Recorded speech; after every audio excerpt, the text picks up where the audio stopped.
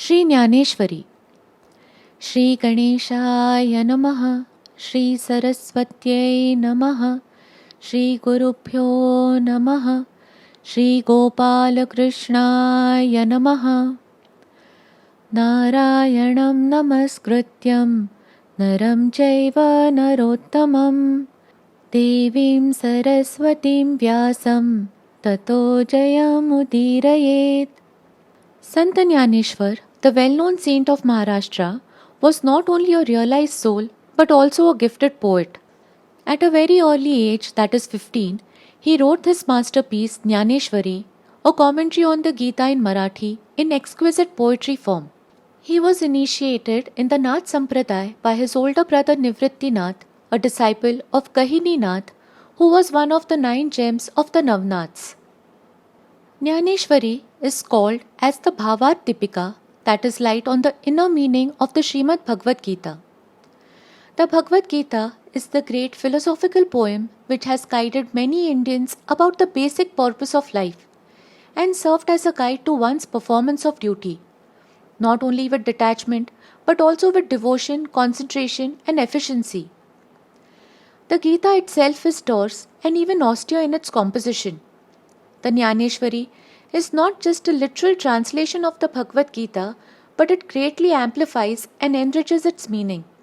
It uses literary embellishments like Upama, Utpreksha, and Drishtant, that is, similes, metaphors, and illustrations. Rightly did the saints like Tukaram call him Jnaniyansa Raja Guru Maharaj, that is, kings amongst the learned and the great teacher. The translation into English has been done by Mr. Yardi and edited by Dubashi and Co. Chapter 1, Despondency of Arjun. Shloka number 1. Dhritarashtra said, "In the holy plain of Kurukshetra have gathered eager for battle mine and Pandu's sons. What did they do, O Sanjay?" Explanation. Dhritarashtra, blinded by his affection, asked Sanjay, "Tell me the news of the Kurukshetra. To that holy land, Pandu's sons and mine have gone in order to wage a war. Tell me all very quickly, what have they been doing all this while?" 2. Sanjay said, "Seeing the army of the Pandavas arrayed in battle, King Duryodhan approached his teacher Drona and said these words." 3. "Behold this vast army of Pandavas, O teacher, arrayed by the son of Drupad, Drishtadyumna, your clever pupil." Explanation. Sanjay said, the Pandava army had gone berserk, as if the death god had opened his jaws at the time of dissolution. Now that they are surging forward like a sporting poison, who can control it? Or like the submarine fire, fanned by the squall of dissolution, drying up the seas and reaching up to the skies. So the irresistible Pandava army, organized into different arrays, looked dreadful. Duryodhan held the Pandava army in contempt in the same way as the lion thinks nothing much of a herd of elephants. He then approached Dronacharya and said to him, "Please see how this army of the Pandavas is surging forward. Its different arrays look like walking forts, and they have been organized by the clever son of Drupad, Drishtadyumna, who has been instructed by you in the art of war. Look how cleverly he has arrayed this vast army here." 4. Here are valiant bowmen, peers of Bhima and Arjun in battle. Yuyudhana, Satyaki, Virat, and Drupad, all mighty warriors. Explanation. Besides, there are the great warriors skilled in the art of weaponry and well versed in the duties of a warrior. They are peers of Bhima and Arjun in strength, daring, and valor. I shall tell you their names on this occasion. There is the great warrior Satyaki, Virat, and also Drupad, the great car warrior. 5. Drishtaketu, Chekitana, and the heroic king of Kashi, Purujit, Kunti Bhoj, and Shaibya, foremost among men. 6. Yudhamanyu the strong, Uttamauja the brave, Subhadra's boy, and Draupadi's sons, all great warriors. Explanation. Look at Chekitana, Drishtaketu, the heroic Kashiraj, Uttamauja, and Shaibya, the Lord of Kings. Here is Kunti Bhoja, Yudhamanyu, the King Purujit and others. See them all. Here is Abhimanyu, who gladdens the heart of Subhadra. A second Arjun. Look at him. So said Duryodhan to Drona. Besides, here are the sons of Draupadi and other Kar warriors, countless in number. They have also gathered here. 7. No further, O noblest of the twice-born, the captains of my army, the more distinguished among us, these I name to you for your information. 8. Your good self, Bhishma and Karna and Kripa, ever victorious in battle, Ashwathama and Vikarna, and also Bhurishrava, the son of Somadatta. Explanation. Now I shall take this occasion to tell you the names of prominent warriors in our army. I shall briefly mention only a few of them. Those that are chief amongst us, including yourself. Here are Bhishma, son of Ganga, like unto the sun in lustre and valour, and Karna, who is to the enemies like a lion to the elephants. If either of them were to resolve, they could destroy the world. And Kripacharya, here alone is able to perform that task. Here is the heroic Vikarna, and over there is Ashwathama, of whom even the god of death ever stands in awe. And here is the son of Somadatta, Bhurishrava, ever victorious in war. 9. And there are many other heroes, ever ready to risk their lives for my sake, armed with many kinds of weapons, all of them skilled in warfare. Explanation. And many other warriors whose valor even God Brahma cannot fathom. They are skilled in the science of arms and missiles. They are full of valor and peerless in the world, and they have espoused my cause with all their heart. Just as a faithful wife thinks only of her husband and none else, these warriors think of me to be their all. They are such great and good loyal servants that they care less for their lives in the execution of their task. Skillful in warfare, they are renowned for their feats of war. So, there are all-round warriors in our army too. How can one count them? 10. Unlimited is the army of ours, guarded by Bhishma. Limited is this army of theirs, guarded by Bhima. Explanation. We have also entrusted the office of the general to Bhishma, foremost amongst veterans, world conqueror and mighty warrior. Backed by his prowess, the army looks like a fortress, before which even the three walls look small.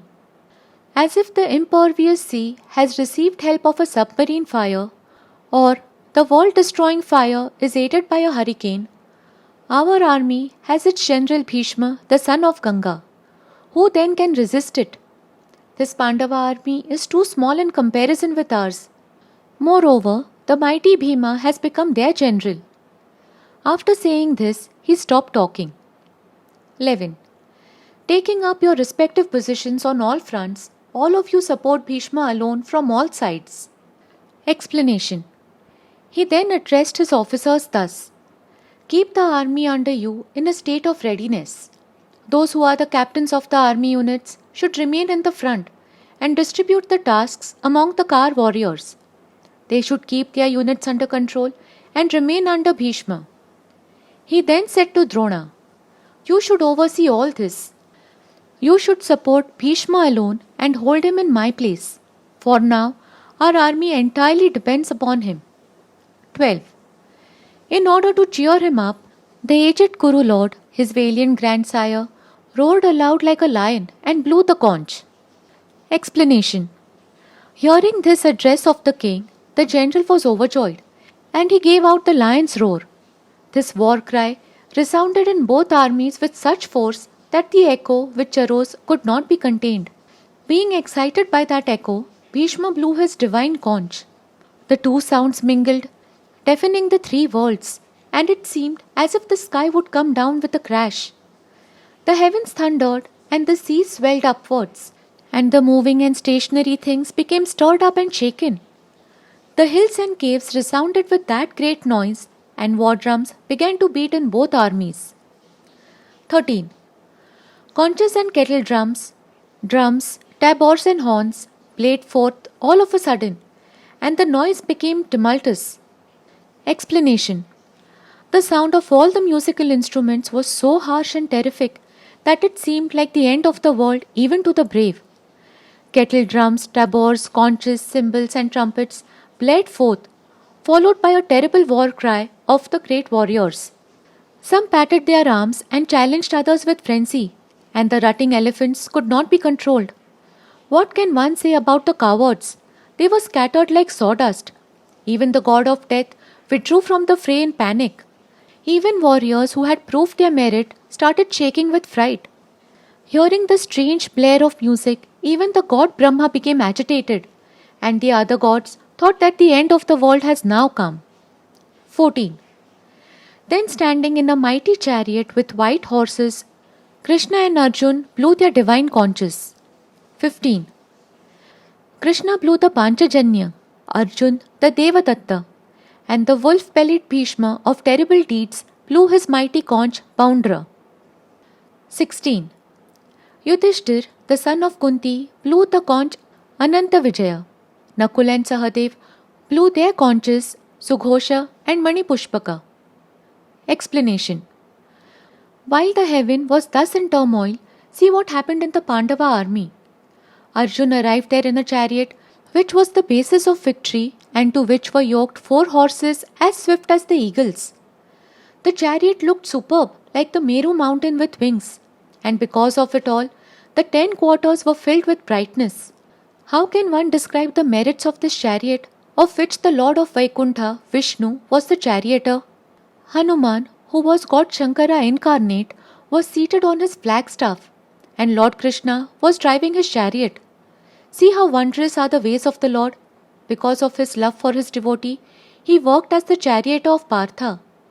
He took the frontal position and with great ease blew his conch, the Panchajanya. His blowing of the conch made a rumbling sound, and as the stars are bedimmed by the rising sun, in that sound was lost the din made by the Kaurava army. Then Arjun blew his conch, the Devadatta, making a resounding sound. When these two sounds mingled, it seemed as if the universe was being blown. Then Bhima too got excited, like the god of death in fury, and blew his conch, the Poundra. When it emitted a deep roaring sound like a cloud at world dissolution. Then Yudhishthir blew his conch, the Ananta Vijaya. Nakul blew his conch, Sughosha, and Sahadev, the Manipushpaka, as a result of which even the god of death became panic-stricken. 17. And the king of Kashi, the great bowman, and Shikhandi, the great warrior, Drishtadyumna, and Virat, and the unvanquished Satyaki. 18. And Drupad and Draupadi's sons from all sides, O king, and the mighty armed son of Subhadra, all blew their conches separately. 19. That noise pierced the hearts of Dhritarashtra's son, resounding throughout the heavens and earth. Explanation. All the mighty kings and chief captains blew their conches. Hearing that sound, both Shesha and the tortoise thought of throwing off the burden of earth they carried. Then all the 3 worlds began to rock. The Meru and Mandara mountains began to reel, and the waters of the sea surged upwards towards Mount Kailasa. It seemed as if the earth would tumble down, and the sky would shake, and the stars would come down in a scatter. Then there was a clamour in the Satyaloka that the earth was sinking and the gods would be without support. The sun stood still in daytime as if the dissolution had come. There was weeping and wailing in all the 3 worlds. Although the noise subsided, but its echo, which still lingered, routed the whole army of the Kauravas. As a lion tears a herd of elephants with ease, so the sound of the conches rent the hearts of the Kauravas. When they heard this sound, they readily lost courage and cautioned one another to remain alert and watchful. 20. The ape-bannered Arjun saw Dhritarashtra's son in the battle array, and when the flights of missiles was about to start, he lifted his bow. Explanation. The warriors marched forward, and the archers sent a volley of arrows.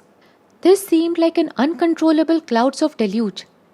Arjuna saw them with great satisfaction and cast his glance hurriedly at both the armies. When he saw the Kauravas ready for battle, he lifted his bow with great ease. With this we complete part 1 of chapter 1. Om Shri Krishnarpanamastu. Hari Om.